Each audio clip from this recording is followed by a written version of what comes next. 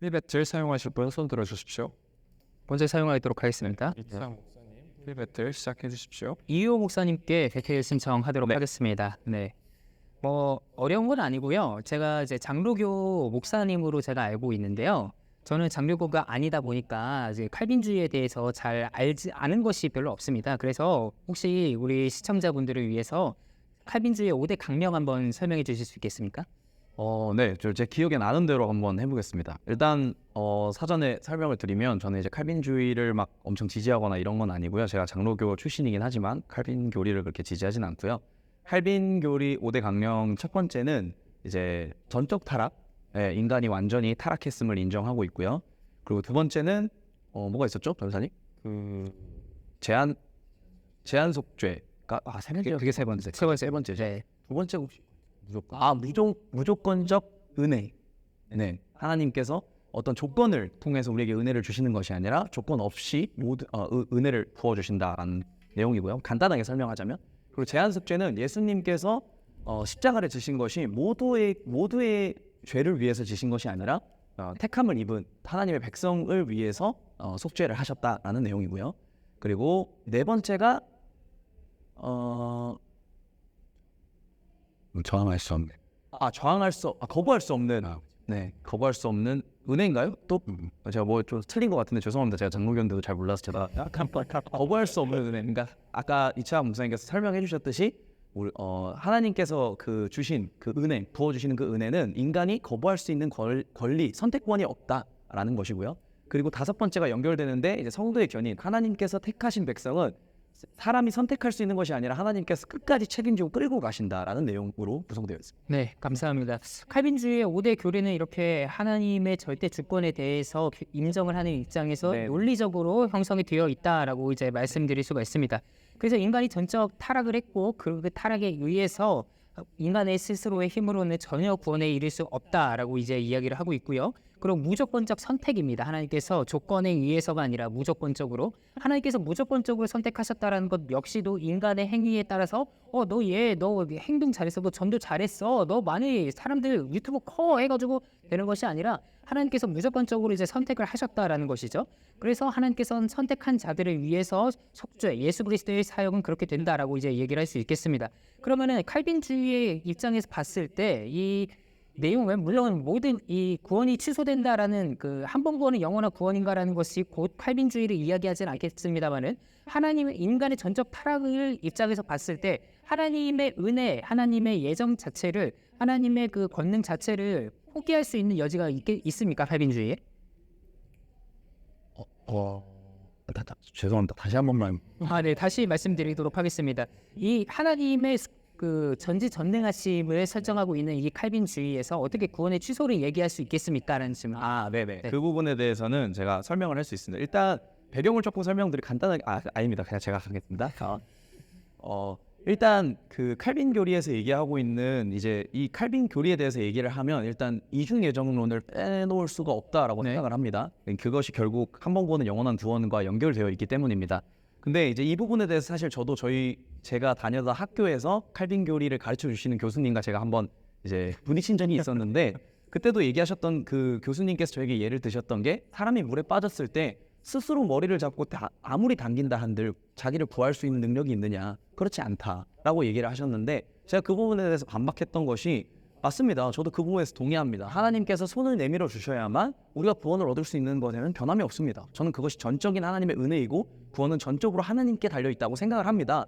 그러나 하나님께서 구원을 이루시는 방법이 손을 내미셨을 때 그 손을 그러니까 내가 스스로 잡을 것인가 거부할 것인가에 대한 선택을 주신 것 또한 구원의 방법 중에 하나라고 저는 스스로 생각을 합니다. 근데 많은 이제 칼빈 교리를 지지하시는 분들 중에 이것을 하나님께서 자신이 택한 백성을 구원할 수 없는, 그러니까 본인이 선택하셨는데 그 사람을 끝까지 구원할 수 있는 그 능력, 그러니까 무능력함과 연결지어서 얘기하시는 분들이 많은데, 저는 그 부분과 연결할 수 없다라고 생각을 합니다. 왜냐하면 하나님께서 구원을 하시는 방법으로 손을 내미시는 거고, 예를 들어서 손을 내미는 사람을 우리가 그 손을 잡고 물에서 건짐을 받았습니다. 근데 이것을 마치 내가 손을 내밀어 준 사람과 내가 협력하여서 내가 살았어라고 주장하는 사람은 아무도 없을 것입니다. 전적으로 손을 내밀어 준 사람 덕분에 내가 산 것이고 전적으로 그 사람의 은혜로 말미암아 우리가 살았다라고. 그럼 목사님께서는 칼빈주의를 받아들이시는 건가요, 개인적으로는?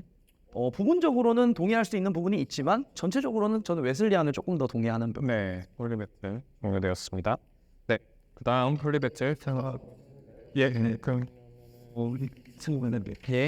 이번에 그러면은 마지막 회입니다. 네, 아까 말한 것처럼 이 하이퍼 칼빈주의자에 대해서 이단이라고 분명히 제가 동그라미 된 걸 기억하고 그 영상을 제가 다운받아놔서 다행이라고 생각하는데 아, 네네. 치밀하시군요. 여기서 말하기는 논리적으로 하나하나 다 이어진다고 했습니다. 예. 근데 하나 빠지면 논리가 어긋날 텐데 네. 하이퍼 칼빈주의자들은 이단이라고 생각하십니까? 저는 하이퍼 칼빈주의자들에게 문제가 많다라고 생각을 합니다. 그들이 하이퍼 칼빈주의자들의 문제가 많은 이유는 그들은 전도할 의사가 전혀 없기 때문입니다. 그러니까 하이퍼 칼빈주의자들은 자신이 구원을 받았다라고 안주하면서 그 가운데 자신이 하나님의 은혜를 누리고 있다라고 얘기하면서 그거는 빨리 인정하지 않는 분이 있다는 건데 어떤 부분들을 인정하지 않는지 인정하지 않는 게 아닙니다. 네, 하이퍼 칼빈주의자들은 자신의 성화의 삶을 살지 않기 때문에 제가 비판을 하는 것입니다. 하이퍼 칼빈주의자들은 구원에 자신의 있다고 구원을 말하는 분들을 이제 얘기하실 건가요? 네, 다시 한번요. 믿음의 행함이 없는 분들을 얘기하실 건가요? 그 하이퍼 칼빈주의자들은 성화의 삶을 살아가지 않는다라는 것이죠. 이해했습니다. 네. 자, 그러면 이어서 제가 드리고 싶어요. 그러면 지금 이중 예정부터 시작해서까지 교리를 다 인정한다고 얘기를 하시는 거잖아요. 네. 이중 예정이라는 것은 하나님이 선택할 사람을 선택하셨다는 건데 네. 반대로 말하면 하나님이 유기할 사람을 유기했다는 뜻이거든요. 네. 그것과 구원이 취소되다는 것에 하나님이 어떻게 다른 거죠? 그게 어떻게 다시 말씀해 주시겠습니까? 그가 구원의 취소와 이중 예정 그러니까 유기된 사람들은 구원이 예정이라고 말하 다시 한번 설명드리겠습니다. 이중 예정이라 함은 하나님이 선택할 사람들을 선택하셨다는 뜻이잖아요. 이 말은 다른 말로 하나님이 버릴 사람들을 버렸다는 네, 얘기가 유기하셨죠. 됩니다. 네. 하나님이 버렸다는 얘기와 네. 한 번권에서 하나님이 믿은 사람을 탈락시켜서 버린 것과 네. 어떻게 그 하나님이 이제 제가 믿는 하나님이 이상한 하나님이라고 했는데 네. 한 번권은 영원한 구원이다로 믿는 하나님 역시 수많은 사람들을 버리는 하나님입니다. 그 하나님에 대해서 어떻게 설명하실 겁니까? 그거를 왜 그렇게 받아들이시는지요? 구원을 받은 자에게 하나님의 은혜입니다. 그것은. 구원을 받은 사람을 네. 얘기한 게 아니라 네. 유기된 사람을 얘기하고 있죠. 우리는 유기된 사람을 왜 유기된 사람에게 그렇게 걱정을 하십니까? 본인이 지금 유기되셨다고 지금 생각을 하고 계시는 건가요? 아니요, 하나님은 어떤 사람을 버리고 네. 어떤 사람을 선택하신다는 것은 네. 사랑이 하나니까 성립이 안 되잖아요. 아, 그것은 하나님의 공의의 속성과 배치가 됩니다. 그것은 공의의 속성에 따를 수 있습니다. 예를 들어, 네, 예, 하나님이 어떤 사람을 선택하는 것과 공의와 무슨 상관입니까? 저와 같이 웨슬리안처럼 예지 예정을 믿는다. 웨슬리안도 예정을 안 믿는 게 아닙니다. 예지 예정을 믿는다 하면 하나님이 미래에 있는 일을 알기 때문에 그 사람을 선택하셨다는 겁니다. 그러나 이중 예정이라는 것은 어떤 것과 상관없이 주님이 선택했다는 것을 말하는 건데 그것과 하나님의 공의가 어떻게 연관이 있습니까? 당연히 하나님께서 모든 사람들의 일거수일투족을 다 아시기 때문에 다 예정을 아까 하시는 이 것이죠. 예정에 대해서 얘기할 때는 네. 방금처럼 예지 예정으로 설명한 게 아니라 네. 어떤 죄와 조건과 상관없이 하나님이 그분을 선택하셨다고 분명히 얘기했습니다. 네. 지금 이창호 목사님이 얘기하시는 것은 웨슬리안이 얘기하고 있는 것처럼 예지 예정을 얘기하고 있는 겁니다. 지금 김영인 전도사님께서 잠깐 착각하고 계시는 게 있는데요. 이 웨슬리안의 입장에서는 이 시간과 공간 안에서 얘기하는 것이고 이중 예정이 시간과 공간을 초월하신 하나님의 절대성, 무한하심성에서 얘기하고 있는 겁니다. 하나님께서는 과거에서도 하나님이시고 현재에서도 하나님이시고 미래에서도 하나님이시기 때문에 예지 예정입니다. 그렇기 때문에 예지 예정이 뭐냐면요. 예지 예정은 처음부터 끝 하나님이 미래를 아시기 때문에 예지하시고 예정하셨다는 겁니다. 이중 예정에 대해서 칼빈의 기독교 강요를 다시 읽어 보셔야 되는 건 아니면 지금 믿고 있는 것은 이중 예정을 부정하고 웨슬리안의 예지 예정을 믿고 있는 겁니다. 하나님께서는 과거에서부터 현재에서부터 미래에서부터 그 시간을 초월해 계신 분이시기 때문에 모든 것을 다 아시는 것이죠. 그렇기 때문에 하나님께서는 이미 모든 사람들을 다 예정하실 수 있다. 그리고 창세 전에 분명히 구원하시기로 결정을 하셨다. 그렇게 바라보는 것이 칼빈주의의 5대 강령의 입장입니다. 그게 예수 예정이니까요. 이중 예정이요. 그 뜻이 아니에요. 아까도 얘기하셨잖아요. 아까도 모든 조건과 동성애부터 시작해서 모든 사람들은 하나님이 차별 없이 구원하시기로 택하셨기 때문에 그래서 칼빈의 글을 제가 설명을 드리면 하나님이 택하셨기 때문에 그 택한 사람을 구원할 수 있도록 하나님이 그에게 믿음을 주시고 그에게 믿음 가운데 이길 수 있는 힘을 주신다고 얘기하는 겁니다. 그거와 웨슬리안이 말하는 것은 예지 예정 가운데 하나님이 선의 은총 가운데 우리에게 하나님을 받아들일 수 있는 은혜를 부으셨고 그 은혜 가운데 하나님을 선택하면 하나님이 죄를 이길 수 있는 믿음을 허락하신다는 겁니다. 그렇기 때문에 칼빈주의와 웨슬리안은 완전히 다른 종류인데 지금 얘기하시는 구원관은 저랑 똑같은 구원관입니다. 또 홀리 배틀 사용하실 분 계십니까? 제가 사용하고 싶은데. 네, 시작해 주십시오. 네, 저는 이차학 목사님께 이제 여쭤보고 싶은데 아우, 네, 공격 많이 당하네요. 방금 말씀하신 것처럼 하나님께서 그 이중 예정과 이제 예지 예정에 대해서 조금 더 말씀을 의견을 여쭙고 싶은데 하나님께서 택하심이 먼저입니까? 아니면 하나님께서 그 사람의 삶을 아시는 것이 먼저입니까? 택하심이 먼저지. 그죠? 그게 이중 예정이에요. 예, 맞습니다. 하나님께서 먼저 택하셨다. 예. 그러면 그 택하심의 기준이 혹시 어떻게 된다고 생각하세요? 무조건적인 택함이시죠. 그렇죠. 예. 그러니까 그 사람의 어떠한 삶에 대해서 하나님께서 미리 아시고가 아니라 그냥 하나님께서 스스로 선택하신 그죠. 거죠. 그러니까 그렇지만 하나님께서는 그 삶을 다 아시죠. 그렇죠. 시간을 초월하신 그러니까 그거는 이제 뒤에 네네네. 붙는 꼴이고요. 네. 그러면 하나님께서 그 사람을 구원하시는 데 있어서 무조건적인 택함이다라고 쳤을 때 그러면 사람의 구원은 하나님의 택하심으로만 이루어진다라고 생각을 하시는 거죠? 사람의 구원이 하나님의 택하심에 하나님의 전적인 택하심이 있죠. 네, 그러니까 하나님의 택하심으로만 이루어진다고 생각하시는 하나님의 택하심이 있고 그리고 하나님께서는 그 사람이 성화의 삶을 살아갈 수 있도록 성령 하나님을 부어주시죠. 네, 아니오로만 대답 부탁드립니다. 네, 하나님의 택하심으로만 구원이 이루어지죠. 하나님의 택하심으로만 구원이 이루어집니다. 네네. 그러면 하나님께서 그럼 택하지 않은 사람들에 대해서는 혹시 그 사람을 이제 김용현 전사님께서 유기되는 사람이라고 표현을 하셨는데 네. 저도 그것에 대해서 조금 이제 동의를 하는 부분이 성경에서 말하고 있는 제가 아까 말씀드렸다시피 성경을 해석하는 데 있어서는 어떤 성경에서 말하고 있는 뉘앙스가 모두 충족되는 조건 하에 해석하는 것이 가장 건강하다라고 생각을 합니다. 근데 구원관에 있어서는 여전히 논지가 있는 부분들이 많기 때문에 저는 두 부분 다 충분히 동의가 돼야 되는 해석이 가장 건강하다라고 생각을 하는데 만약에 우리가 하나님께서 전적으로 태초부터 구원할 자와 구원하지 않을 자를 하나님께서 정해두셨다라고 한다면 구원하지 않을 자에 대해서는 우리가 뭐라고 받아들이면 좋은지 그리고 그 사람들에게 전도는 그런 의미가 있는 것이 열방을 향해 우리가 노방 전도를 나가는 것 하나님께서 어떤 마음을 주셔서 저 영혼에게 복음을 전해라 라고 마음을 주신 그런 전도 말고 그냥 진짜 노방 전도 그냥 나아가서 전도를 하는 것에 대해서는 혹시 어떻게 생각하는지 이제 그렇게 하나님께서 상세전에 무조건 다 선택을 하셨고 그 사람들의 구원은 취소가 되지 않고 이것이 분명히 칼빈주의의 견해입니다마는 네네. 나가서 전도를 하지 않아도 된다라는 것은 하이퍼 칼빈주의의 입장이고 저는 하이퍼 칼빈주의에 대해서 굉장한 비판을 했습니다. 네. 하이퍼 칼빈주의자를 제가 비판하는 이유는 그 사람들이 택자에게 어떤 사람이 택자인지 비택자인지 본인들이 모르기 때문에. 결정을 한다라는 것이 때문이죠. 네. 택자인지 비택자인지 하나님만이 아시고 저 역시도 모르고 우리 목사님 역시도 모르실 거라고 생각을 합니다. 네네. 그래서 어떤 사람이 택자인지 비택자인지 모르기 때문에 우리는 나가서 전도를 해야 되는 것이고 그 전도가 된 사람이 하나님의 택자라고 한다면 성경에 나와 있는 그 루디아의 예처럼 하나님께서 마음을 열어주셔서 그를 예수 그리스도 공동체 안에 들어올 수 있게끔 만들어 주시겠죠. 알겠습니다. 그러면 성경의 단적인 예로 예. 이스라엘 출애굽 백성들을 단적인 예로 들고 싶은데요. 하나님께서 이스라엘을 택하셨고 그 백성을 구원하시기로 작정하셔서 애굽에서 건지셨죠. 이해하십니까? 예, 동의합니다. 네, 그래서 하나님께서 그들과 시내산에서 언약을 맺으셨고 그들이 하나님에 대한 원망과 불평을 끊임없이 했고 결국은 정탐꾼 사건으로 인해서 그들이 멸망의 길, 1세대는 결국 멸망의 길로 가게 되고 2세대만 약속의 땅으로 들어가게 됩니다. 그럼 하나님께서는 태초부터 이스라엘 1세대는 멸망받기로 작정하신 거였습니까? 하나님께서 그 사람들이 하나님의 명령을 따르지 않았기 때문에 그리고 그것까지도 하나님께서 다 아셨기 때문에 하나님께서 미리 정하셨다라고 저는 생각을 합니다. 그게 예지 예정입니다. 이중 예정은 아까 전 목사님께서 말씀해 주셨듯이 사람의 행함이 먼저가 아니라 하나님께서 먼저 무조건적으로 택하셨다라고 얘기를 하셨는데 예지 예정은 저희가 얘기하는 바로 하나님께서 모든 것을 아시기 때문에 그들이 나를 택할 것인지 택하지 않을 것인지를 하나님은 다 아시는 전지전능하신 분이시기 때문에 태초부터 그 나를 선택할 자를 아시고 그들을 택하셨다가 이제 예지 예정이고요. 이중 예정은 아까 말씀하신 것처럼 무조건적으로 택하시는 겁니다. 이스라엘 백성 1세대는 하나님께서 구원하시지 않기로 택하신 백성입니까?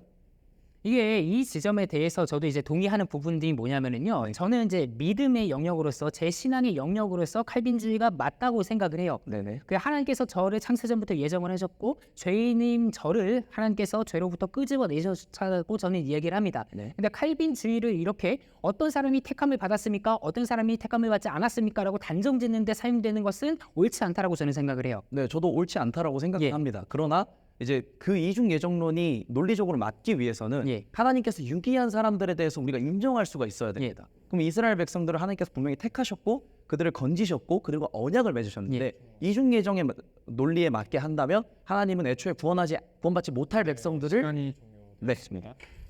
제가 김영현 목사님의 우리 전도사님께 한번 소진을 하도록 하겠습니다. 네, 간단한 질문 드리도록 하겠습니다. 전도사님께서는 구원의 확신을 어떻게 하고 계십니까?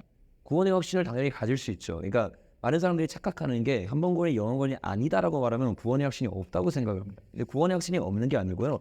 바울 역시도 두렵고 떨림을 잃어갔지만 구원의 확신을 가지고 있었습니다. 저희도 마찬가지입니다. 우리가 주님 앞에 회개하고 주님 앞에 나아갔을 때 성령님이 우리에게 위로 감화하심을 주시고 의와 평강과 희락으로 천국이 여기 있다 저기 있다 하지 않고 우리 마음 가운데 있는다고 했습니다. 그 때문에 그 성령님이 우리 안에 계실 때 우리는 구원의 확신을 가질 수 있다고 저는 생각합니다. 그러면은 하나님께서 본인이 선택하셨는지 그러니까 하나님께서 구원하시기로 작정됐는지 못했는지를 이제 모르시잖아요. 네. 네, 그랬을 때 결국 최후의 심판 때까지 가야지만이 알 수 있다라고 얘기하는데 그것이 어떻게 성도님들한테 위로를 주고 성도님들에게 이 삶 가운데에서 승리할 수 있도록 영향을 주는지 저는 잘 모르겠습니다. 질문 주셔서 너무 감사한데 사실은 제가 그 질문을 하고 싶었습니다. 왜냐하면 아까 칼빈주의자, 하이파 칼빈주의자들이 얘기하면서 나는 하이피 칼빈주의가 다른 게 구원은 하나님만 아신다고 말을 했습니다. 예. 칼빈주의 역시 하나님이 어떻게 누구를 구원하고 누구를 택했는지는 아무도 모릅니다. 예. 저는 그것이 오히려 더 두렵고 불안하다고 생각합니다. 왜 그런 이유가 있냐? 네. 이 칼빈주의가 자기가 회개하고 주님 앞에 신앙생활하는데 죽을 때까지 내가 구원받았는지 못 받았는지 몰라요. 반면에 제가 외치는 이 복음은 회개하면 언제나 누구든지 어떠한 죄를 지었든지 회개하는 순간 하나님이 자기를 구원한다는 확신 가운데 들어갈 수 있습니다. 이게 지금 칼빈주의를 오해하고 계시는데요. 칼빈주의에서는 역시 아까 말씀드렸다시피 저항할 수 없는 은혜와 성도의 견인이 있습니다. 그래서 하나님께서 그 성도를 끝까지 붙드신다라고 이야기를 하고 있고 그렇기 때문에 성도가 인내하고 견딘다라는 이 차원에서 성도의 구원의 확신을 주는 것이 바로 칼빈주의의 입장입니다. 그거는 큰 오류가 있습니다. 어떤 오류가 있냐면 아까 이중 예정에 대해서 정확히 정의를 해주셔서 다행히 감사한데 이중 예정에서 말할 때 어떤 조건과 어떤 환경과 어떤 상황과 상관없이 주님이 선택하셨다고 했습니다. 그렇기 때문에 내가 지금 잃어가는 가정이 태초에 주님이 나를 선택했는지 안 했는지는 알 수가 없는 겁니다. 그렇기 때문에 내가 죽을 때까지 내가 천국 가는 자인지 천국 가지 않는 자인지에 대해서 두려워할 수밖에 없는 게 저는 칼빈주의라고 생각하고 오히려 제가 믿는 진리는 회개하라 천국이 가까이 하면 아니라 주님 앞에 내가 지었던 죄 언제든지 회개하면 주님이 구원을 취소시키는 분이 아닙니다. 그거는 그쪽에서 하는 프레임이지 주님은 언제나 우리와 함께 있습니다. 아니, 구원이 취소된다고 몇 번이나 얘기하셨잖아요. 아니요. 구원이 취소된 건 제가 얘기한 게 아닙니다. 저는 뭐라고 얘기하느냐. 하나님은 요한복음에서 말한 것처럼 언제까지나 우리와 함께 하십니다. 근데 우리랑 함께 있으면서 성령님 하는 일이 뭐냐? 책망하십니다. 오래 참으면서 성도들이 지옥에 갑니까 안 갑니까? 성도들이 믿는 사람이 지옥에 갑니까 안 갑니까? 진짜 믿음이 아니면 지옥 가죠. 성도가 지옥에 갈 수 있다고 말씀하시는 거죠. 진짜 믿음이 아니면 지옥 가죠. 그러니까 기독교인이 예수님을 믿는 사람이 예수님을 분명하게 고백하는 사람이 지옥에 갈 수 있다라는 말씀. 예수를 고백하는 사람이 천국이냐 지옥이냐 개념이 아닙니다. 예수님께서 그들의 열매로 그들을 알리라고 했어요. 내가 예수를 믿는다고 말을 하지만 내 삶 가운데서 죄가 간연한다면 그 사람은 구원받을 수 없는 사람입니다. 왜? 그들의 열매로 그들을 알리라고 했고 이것은 우리의 행위가 아니라 우리의 믿음의 행함이 따르기 때문입니다. 그럼 예수님을 분명히 알고 그 사람의 열매를 맺어야지만 구원이 가능하다라고 지금 말씀하시는 거죠. 그러면 예수님을 알지 못하는 사람은 어떻게 구원을 받습니까? 이것은 또 착각인 것이 이것에 대해서 우리 차상주 목사님이 요리문답에서 아주 잘 얘기하셨더라고요. 우리의 행위로 율법을 절대로 지킬 수 없습니다. 우리가 아무리 잘나 보이고 겉으로는 깨끗해 보여도 우리는 전적으로 타락한 죄인입니다. 예수님을 믿을 때만 믿음으로부터 말미암아 세상을 이기는 승리가 우리에게 오는 것입니다. 네. 그러니까요. 예수님을 아예 모르는 사람들, 예를 들어서 태어났을 때부터 죽을 때까지 한 번도 예수님을 알지 못하고 죽은 사람들이 다 지옥 가는 거 아니겠습니까? 예수를 믿지 않는 사람은 지옥 가죠. 네. 네. 그 사람들에 대해서 이렇게 얘기하시는 것은 너무 가혹하지 않습니까? 그 유기된 자하고 무슨 얘기입니까? 그러니까 예수님을 몰라요. 네. 제가 제 말 들어보세요. 네. 그게 바로 지금 칼빈주의의 허점이라는 거예요. 칼빈주의는 예수 믿지 않는 사람을 버린다는 거고 저는 예수 믿지 않는 사람을 버린다는 게 아니라 예수를 믿었는데 믿음이 파선이 일어나서 행함이 없는 사람들에서 얘기하는 거다. 이게 착각하고 있는 게 뭐냐면 행위 구원은 이단입니다. 근데 행위 심판은 이단이 아닙니다. 행위 심판은요. 우리의 행위로 심판을 받는 건데 이 행위는 우리로부터 나온 게 아닙니다. 이게 지금 착각하고 계신 게 뭐냐면은 칼빈주의에서는 이중 예정으로 인하여서 예수님을 알지 못하고 죽은 사람들 역시도 그들의 가운데서 하나님이 선택하신 자라고 하면은 구원의 가능성을 열어둡니다. 근데 이렇게 얘기하시는 거는 지금 예수님을 알지 못하고 죽은 사람들을 근데 그 말 되게 버려진다라고 위험한 얘기하시는 말은 거예요. 발언인데 다시 한번 조심스럽게 한번 대답해 주시면 좋겠습니다. 네, 예수님을 예수를 한 번 더 듣지 못하고 죽은 사람들. 예를 들어서 이순신 장군이라고 얘기하죠. 그것도 착각입니다. 왜 그러냐면 우리는 아담으로부터 태어났어요. 아담으로부터 모든 사람이 나왔는데 이순신 장군이 복음을 못 듣는 게 아니라 그 조상이 복음을 버린 거죠. 네. 이창 목사님 홀리배틀 네 종료되었습니다. 다음 홀리배틀 사용하실 분 계십니까? 네. 그러면은 이후 목사님 홀리배틀 시작해 주십시오. 네. 일단 죄송합니다. 계속 이창 목사님께서 발언을 하시다 보니까 네. 여쭤보고 싶은 게 자꾸 생기는데 일단 방금 말씀하신 예수님을 모르는데 구원의 가능성을 열어둔다라고 얘기하신 발언에 대해서 좀 궁금한 부분이 있는데 네. 성경은 분명히 믿음으로 말미암아 구원을 얻는다라고 얘기를 했는데 네. 예수님을 모르는 사람에게 믿음이 어떻게 생겨나는지 혹시 설명해 주실 수 있습니까? 한 번도 구원을 받지 못한 사람이 구원을 받을 수 있는가라는 질문하고 비슷한 맥락이라고 얘기해도 이해를 해도 되겠습니까? 그러니까 한 번도 복음을 듣지 못한 사람의 구원을 받을 수 있느냐 없느냐의 질문으로 제가 이해해도 되겠습니까? 네네네. 네네네. 우리에게 바울이 로마서 1장에서 분명하게 얘기하고 있습니다. 하나님을 아는 지식이 자연 만물에 새겨졌다라고 로마서에서 그리고 사도행전에서도 얘기합니다. 하나님을 알 수 있는 지식이 더듬어서 알 수 있도록 자연 만물에 새겨져 있다라는 것이 분명하게 성경에서 얘기하고 있습니다.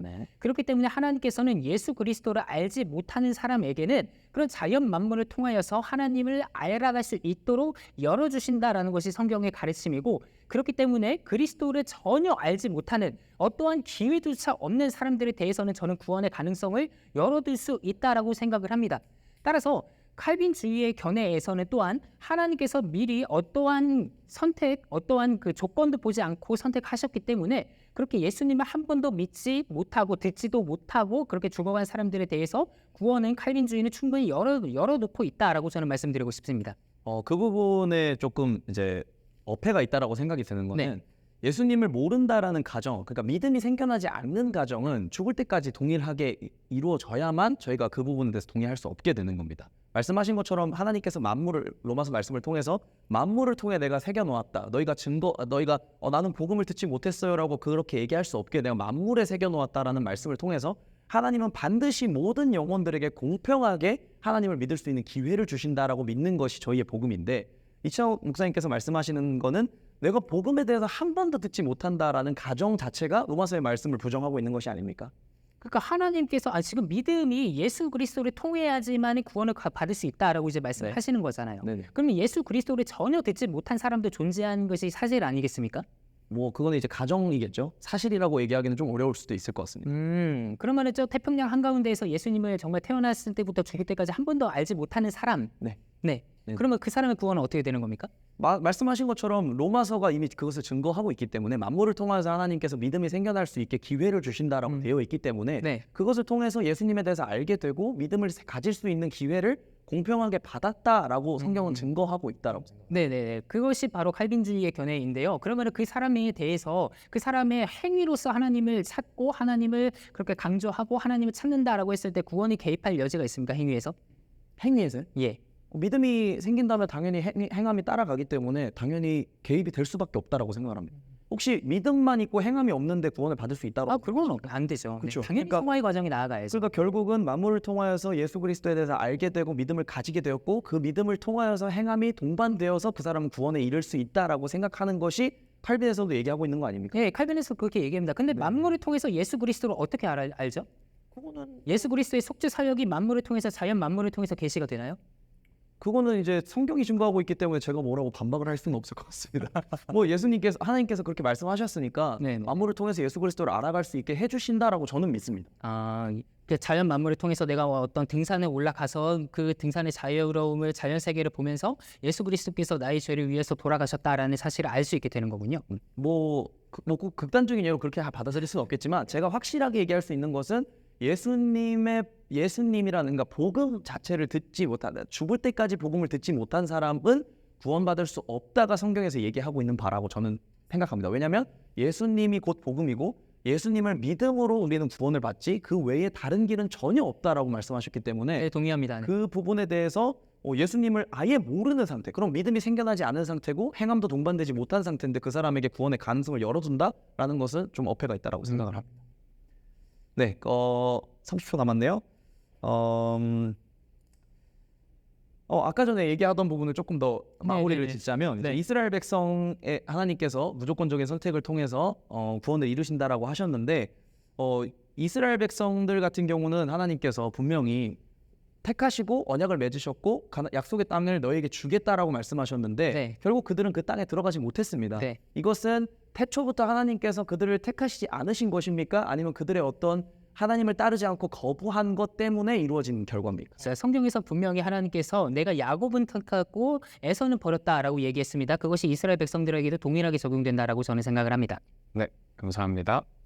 이제 남은 홀리 배틀이 엠마 목사님한테 있죠? 제가 김영하 전사님께 쓰겠습니다. 너무 재미없어가지고 스토커하고 있었네. 옆에서 낙서했습니다. 그냥 이단에 관련해서 좀 의견 확대해가지고 김영하 전사님께 여쭙고 싶은 게 있어요. 사실 이 문제 말고도 좀 이단 시비에 많이 좀 걸리시는 편이잖아요. 좀 어떤 걸로 가장 많이 이단 시비가 걸려오시는 편인가요? 좀 어떤 것 때문에? 저는 이 한번 구원은 영원 구원이다. 이 부분이 아니다. 이 부분이 제일 크죠. 근데 이 부분을 많은 사람들이 어떻게 오해를 하냐면 제가 행위로 구원을 받는다고 가르친다고 프레임을 적습니다. 그러니까 그 말고 또 딴 것도 좀 해명을 듣고 싶어가지고 네네. 사실 또 약간 해먹은 논쟁일 수 있겠습니다만 이제 그 변승호 목사님과 커넥션이 있다라고도 이제 뉴스가 많잖아요. 거기 얘기 너무 잘해주셨는데 제가 바로 답변해도 될까요? 어떤 얘기인지 이제 충분히 이해가 되니까. 변승호 목사님이랑 커넥션이 있다. 이거 완전 사실 무근이고요. 저는 그 교회에서 이제 나왔고 제가 여러 번 얘기했다듯이 그 교회에서 저는 거의 배도자 취급을 받고 있습니다. 그럼에도 불구하고 제가 그 교회와 커넥션이 있다고 말하는 이유는 뭐냐? 이게 똑같이 구원관에 이어지는 건데 사람들이 저를 공격할 때 한번 구원이 영원이 아니다라는 이 주장이 변승호 목사님부터 배운 거다라고 얘기하면서 펠라기우스적인 구원론이다라고 얘기를 합니다. 그래서 제가 고마워요. 미안해. 얘기 많아서. 자, 그러면은 변승호 목사님을 더 이상 제지하지 않고 그 사람 또한 이제 많은 교단에서 판단한 대로 이단이라고 생각한다라는 입장이신 거죠? 제가 그 영상에서도 분명히 말씀드렸어요. 어떤 영상이냐? 여기 이창호 목사님께서 모자이크하고 이제 올려준 영상 있잖아요. 네, 아주 잘 봤습니다. 네. 근데 그 영상, 제보를 받았습니다. 네네네, 그 영상 가운데서 제가 똑같이 했던 말인데 이것도 앞뒤를 잘라서 올린 겁니다. 어떤 말이냐? 제가 변승호 목사님과 구원관이 똑같기 때문에 이제 이단이다라고 말했기 때문에 제가 변승호 목사님이랑 구원관이 똑같다면 변승호 목사님도 구원관에서 이단이라고 말할 수 없습니다. 실제로 변승호 목사님 설교 10편을 들어보십시오. 그리고 구원관에서 만약에 이단적이거나 펠라기우스적이거나 행위 구원론적인 발언이 있다면 저한테 가져와 주십시오. 그리고 만약에 그런 것이 있다면 저 또한 똑같이 펠라기우스 이단이라고 말하겠습니다. 아하. 그런데 그럼에도 불구하고 저한테 여태까지 와서 변승호 목사님에 대해서 영상을 가져온 사람이 아무도 없네요. 좋아요. 그러면은 네네네. 그러니까 변승호 목사님의 구원관에 있어서만큼은 최소한 이단은 아니라고 본다 그런 입장이신 거죠? 그렇죠. 그리고 실제적으로 저는 이 변승호 목사님 교회에서 나올 때 아까 여러 사람이 공격하는 것처럼 뭐 계시록은 30분 만에 풀었다. 뭐 그런 2000년 역사상 성경에서 내가 처음이다. 이런 발언들은 굉장히 교만한 발언이고 이것이 교조화될 수 있는 발언이라고 생각했기 때문에 저는 그 교회에서 나온 것입니다. 네, 사실 저는 옛날에 전도사님께서 또 이단에 대해서 얘기했던 관점이 참 동의가 되더라고요. 그래서 이단의 기준을 전혀 다른 데 잡고 프레임을 짜버리니까 엄한 사람을 이단으로 잡고 자기가 원하는 사람들과 자기가 원하지 않는 사람들을 나눠버리는 거예요. 저도 상당히 동의하는 바이고요. 자, 근데 그런 연장에서 좀 부탁드리고 싶은 게 있는데 김영하 전도사님이 이런 너그러운 잣대를 다른 사람들한테 들이대지 않을 때가 좀 있단 말이죠. 어그로 제가 어그로. 예. 이 너그러운 잣대를 다른 사람들한테 좀 들이대지 않는 경우를 본단 말이죠. 예를 들면은 제가 가장 놀랐던 발언이 이거였어요. 기장은 이단이다. 예수님을 믿는 곳이 아니다. 기장이요? 네, 예. 기장. 기독교 장로회는 이단이다라고 얘기했었고, 자 그다음에 뭐 역시 이것도 의견의 여지가 있겠습니다만, 이제 김용민 이단이다 이제 이렇게 얘기한 적이 있었거든요. 그러니까 역시 이런 경우에 있어서도 물론 동의하지 않으면 충분히 이해할 수 있겠지만 정말 이단이다라고 말을 할 수 있을지, 특히 기장이란 교단도 물론 그 안에 굉장히 다양한 스펙트럼이 있기 때문에 우리가 봤을 때 저건 빼박 이단 아닌가 싶은 것도 있겠지만 충분히 다른 신학도 많이 있는데 기장은 이단이다. 여기에 대해서는 좀 정정이 필요하지 않을까요? 저는 이 부분에 대해서 정정이 아니라 더 확고하게 얘기한다고 생각하는 편입니다. 왜 그러냐면 물론 아까 말했던 칼빈 자체를 저는 이단이라고 말한 적이 없는데 그거 역시 프레임입니다. 하지만 기장 같은 경우는 차별금지법과 동성애, 더 나아가서 WCC가 뭔지 아시죠? 이 다른 신에도 구원이 있다. 다른 신에도 다른 종교에도 구원이 있다. 저는 이 말을 어떻게 기독교적으로 해석해야 되는지 이해할 수 없습니다. 그렇기 때문에 이것이 개인의 발언이라면 그 개인이 이단이 되는 것이고, 그것이 이 교단 전체 발언이라면 그 교단에 대해서 반드시 한국교회가 이 부분에서 해명을 들어야 된다고 생각합니다. 저도 물론 말한 것처럼 10번 이상의 설교를 들어야 되고 그분들이 하는 말이 정확히 어떤 말인지 문맥을 통해서 들어야 된다고 생각을 하는 편인데, 이렇게 미안해 시간 때문에 미안해요. 예, 말씀하십시오. 근데 어쨌든 여지를 두는 거잖아요. 그렇죠? 조금 더 좀 이야기를 들어볼 필요가 있다. 여지를 드는 게 아니라 네. 저는 확실하게 그것들에 대해서 확실한 그 증거 자료들을 가지고 있고, 이 부분들에 대해서는 정확한 해명이 필요하다고 얘기하고 있는 거예요. 일단은 기장 내에서 말씀하신 부분들과 좀 다르게 얘기하고 믿고 계신 분들도 분명히 있고 그런 목사님도 있는 마당에서 기장은 모두 이단이다, 예수님을 믿는 곳이 아니다라고 하는 것은 굉장히 날카롭고 과한 잣대라고 생각합니다. 카톨릭 때문에 안에서도 예수님에 대한 믿음을 마무리할까요? 예. 때문에 제가 좀 김영원 전도사님께 결명을 베풀었듯이 비슷하게 좀 보여주시면 좋을 것 같습니다. 좋아요. 네, 감사합니다. 네, 홀리배틀 모두 사용하셨고 1, 2, 3라운드까지 라운드가 모두 종료되었습니다.